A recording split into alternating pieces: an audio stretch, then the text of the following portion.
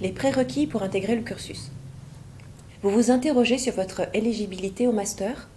Pourrez-vous l'intégrer en master 1 ou en master 2? Vos études et votre expérience font-elles l'objet d'une équivalence? Voici des réponses.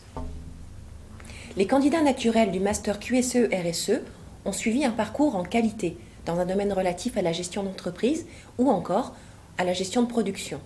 Néanmoins, tout autre profil, qu'il soit technique, scientifique ou littéraire, peut être reçu, car la qualité, santé, environnement, responsabilité sociale d'entreprise s'applique à tous les secteurs d'activité et à la plupart des métiers.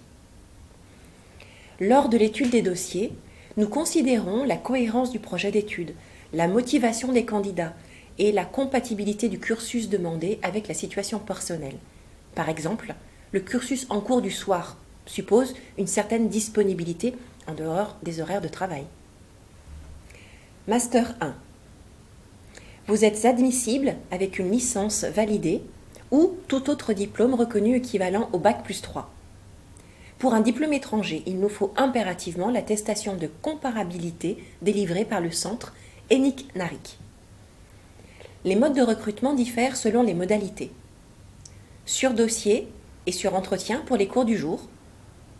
Sur simple dossier pour les cours du soir. Pour le Master 2, vous êtes admissible au Master 2 dès lors que le Master 1 QSE-RSE est validé.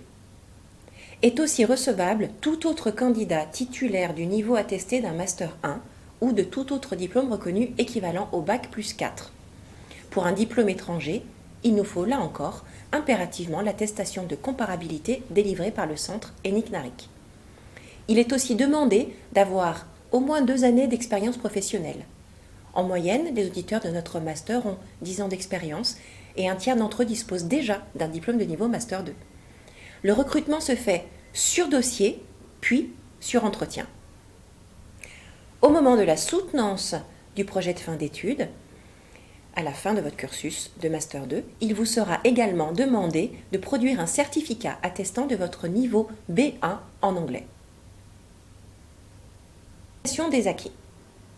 En l'absence de diplôme au niveau requis, vous pouvez faire valoir votre expérience professionnelle, vos études supérieures ou vos pratiques professionnelles à travers les VAE, VES et VAPP.